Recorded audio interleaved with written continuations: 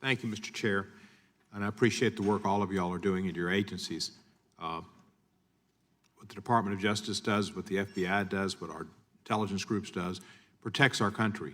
And it's sad that they've been attacked on a regular basis over the last 2 years, and people have had to question the men and women who are doing such outstanding work for us on our behalf. And I think that most Americans appreciate what you're doing, and I certainly do.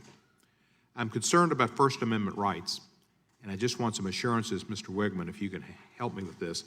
The law makes clear that when the government seeks business records for investigations involving American citizens or permanent residents, the investigation and questions cannot be conducted solely upon the basis of activities protected by the First Amendment.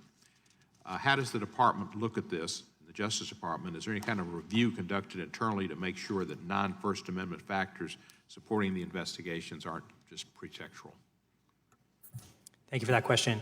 So absolutely, that's a core provision in various provisions of FISA, that we cannot engage in investigative activity solely on the basis of First Amendment protected activity. So let me give you an idea of what that means.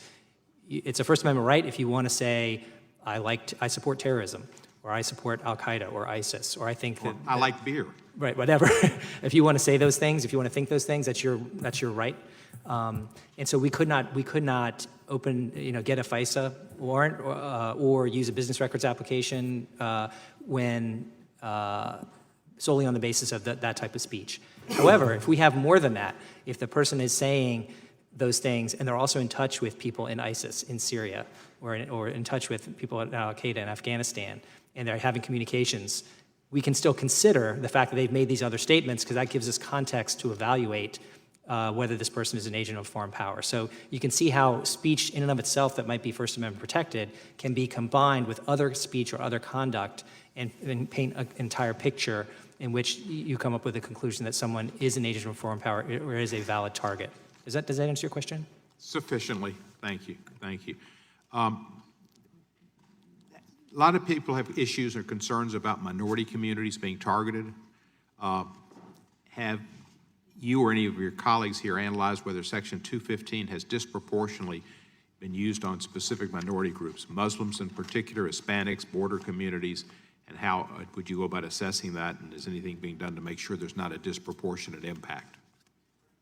So once again, it's very similar. We at FBI, and I'll let Mike also address this, cannot initiate any investigative activity, including under FISA, solely on the basis of someone's race, religion, gender, national origin, et cetera.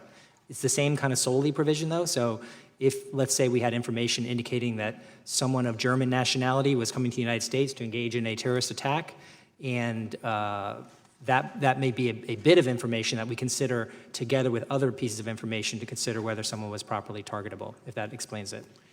Thank you, sir. Can you commit one of your groups that you will do a disproportionate impact audit for us? Just to. I could certainly take that back.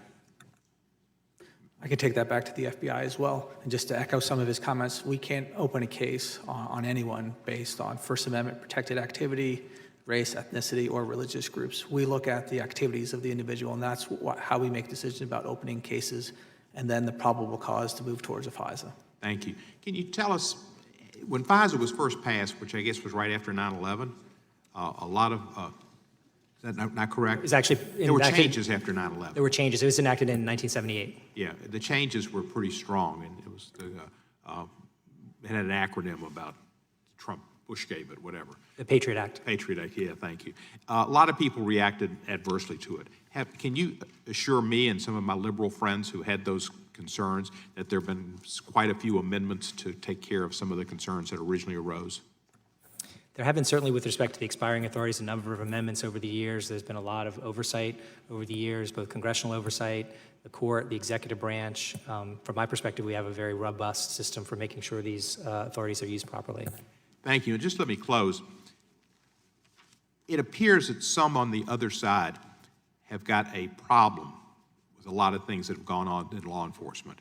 I read all those FISA applications in the Carter Page case and saw nothing wrong with any of them. That I think it was all the information was given to the court concerning the fact that the dossier that was there was not the Russian government. It was a British official, so it wasn't Russia. And it was started by the Republicans, I think, but regardless of that, that was only a small factor, and there was lots of information there to protect our country from Russian interference. And I thank the Justice Department and the FBI for their work, and security folk, and too much has been put on you. And the biggest threat to you is a president who doesn't tell the truth and has access to information and the ability to counteract the good work that you're doing. So keep doing your good work. I yield back the balance of my time. Gentleman yields back.